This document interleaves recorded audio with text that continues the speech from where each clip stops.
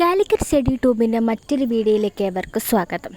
Calicut യൂണിവേഴ്സിറ്റീൻ്റെ 4th semester എക്സാമുമായി ബന്ധപ്പെട്ട് കുറച്ച് കാര്യങ്ങൾ പറയാൻ വേണ്ടിയിട്ടാണ് ഞാൻ ഈ വീഡിയോ ചെയ്യുന്നത്. കഴിഞ്ഞ കുറേ ദിവസങ്ങളായി യൂണിവേഴ്സിറ്റി എക്സാമുമായി ബന്ധപ്പെട്ട് കുറേ കമൻറ്റ്സ് വരുന്നുണ്ട്. എക്സാം മാറ്റുമോ, എക്സാമിന് നല്ല സ്ട്രെസ് ഉണ്ട്, പഠിക്കാൻ പറ്റുന്നില്ല, ടെൻഷൻ ആവുന്നുണ്ട്, ഒന്നും മനസ്സിലാവുന്നില്ല, പേടിയാവുന്നു, എക്സാം എങ്ങനെയാണെന്ന് വിചാരിച്ച് പേടിയാവുന്നു, ഇൻറ്റേൺഷിപ്പിൻ്റെ കാര്യങ്ങൾ വിചാരിച്ച് പേടിയാവുന്നു, ഭയങ്കര സ്ട്രെസ് ഉണ്ട്, ഒന്നും ചെയ്യാൻ പറ്റുന്നില്ല എന്നൊക്കെ പറഞ്ഞ് ഒരുപാട് കമൻറ്റ്സ് ഡെയിലി വരുന്നുണ്ട്. എനിക്ക് നിങ്ങളോട് പറയാനുള്ളതെന്ന് വെച്ച് കഴിഞ്ഞാൽ, ഇപ്പോഴും ഇന്നും ഒരുപാട് പേര് ചോദിക്കുന്നുണ്ട് എക്സാം മാറ്റുമോ എന്ന് ചോദിച്ചിട്ട്. എനിക്ക് നിങ്ങളോട് പറയാനുള്ളത്, ഇനി 11-ാം തീയതി മുതൽ നമ്മുടെ കാലിക്കറ്റ് യൂണിവേഴ്സിറ്റിൻ്റെ 4th സെമസ്റ്റർ എക്സാം തുടങ്ങുകയാണ്. ഇനി പോയി കഴിഞ്ഞാൽ ഇന്ന് മെയ് 7-ാം തീയതി. ഇനി മാക്സിമം 3-4 ദിവസം മാത്രമേ നമ്മളെ മുന്നിലുള്ളൂ. അതിൽ നാളെ വെള്ളിയാഴ്ച, നാളെ വർക്കിംഗ് ഡേ ആണ്, പിന്നെ ശനിയാഴ്ച സെക്കൻഡ് സാറ്റർഡേ ആണ്, പിന്നെ ഞായറാഴ്ച സൺഡേ ലീവാണ്. അപ്പോൾ സെക്കൻഡ് സാറ്റർഡേയും സൺഡേയും യൂണിവേഴ്സിറ്റി ലീവാണ്. നാളെ ഒരു ദിവസമേ നമ്മുടെ മുന്നിലുള്ളൂ. കാലിക്കറ്റ് യൂണിവേഴ്സിറ്റിൻ്റെ എക്സാം മാറ്റുമോ ഇല്ലയോ എന്നൊരു കാര്യത്തിൽ തീരുമാനം നാളെ അറിയാൻ പറ്റും.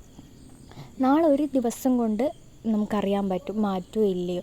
പക്ഷേ മാറ്റാൻ വളരെ ചാൻസ് കുറവാണ്. ഇത്രമാത്രം പ്രതിഷേധങ്ങളും PT അംഗങ്ങളുടെ ഭാഗത്തു നിന്നും ഇത്രമാത്രം സമ്മർദ്ദങ്ങളും കാര്യങ്ങളും ചർച്ചകളും നടന്നിട്ടും യൂണിവേഴ്സിറ്റിൻ്റെ ഭാഗത്ത് നിന്ന് ഇതുവരെ ഒരു തീരുമാനം വന്നിട്ടില്ല. അപ്പം എനിക്ക് നിങ്ങളോട് പറയാനുള്ളതെന്ന് വെച്ച് കഴിഞ്ഞാൽ, നമ്മളെ മുന്നിൽ ഇനി കുറച്ച് സമയം ബാക്കിയുള്ളൂ. എനിക്ക് മനസ്സിലാവുന്നുണ്ട് നിങ്ങൾക്ക് അത്രമാത്രം സമ്മർദ്ദങ്ങളും ടെൻഷനും കാര്യങ്ങളൊക്കെ ഉണ്ട്. പക്ഷേ ഉള്ള സമയം നിങ്ങൾ നന്നായിട്ട് കൂളായിരിക്കുക, പഠിക്കുക. എക്സാം എങ്ങാനും മാറ്റിയിട്ടില്ലെങ്കിൽ 11-ാം തീയതി മുതൽ നിങ്ങൾ എക്സാം എഴുതി തുടങ്ങണം. അവിടെ ആരും വന്ന് ഹെൽപ്പ് ചെയ്യില്ല.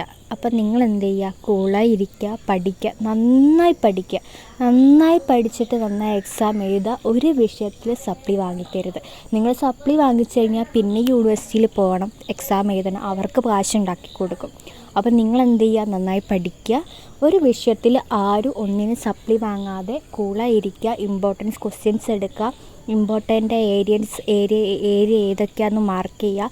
ഉള്ള കുറച്ച് ദിവസമാണെങ്കിൽ അത് മുന്നിലുണ്ട്, 3-4 ദിവസം. ആ 3-4 ദിവസം ടൈം കളയാതെ നന്നായി ഇരുന്ന് പഠിച്ച് എല്ലാ വിഷയത്തിലും പാസ്സാവുക. അത്രമാത്രം നിങ്ങളോട് പറയാനുള്ളത്.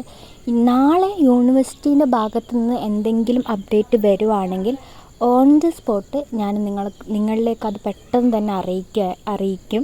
അതിനെക്കുറിച്ചൊന്നും നിങ്ങൾ പേടിക്കേണ്ട. യൂണിവേഴ്സിറ്റീൻ്റെ ഭാഗത്ത് എന്ത് അപ്ഡേറ്റ് വന്നാലും ഞാൻ പെട്ടെന്ന് തന്നെ നിങ്ങളെ അറിയിക്കുന്നതായിരിക്കും. നിങ്ങൾ ടൈം കളയാതെ കൂളായി ഇരിക്കുക, പഠിക്കുക, പാസ്സാവുക, നന്നായിട്ട് എക്സാം എഴുതുക.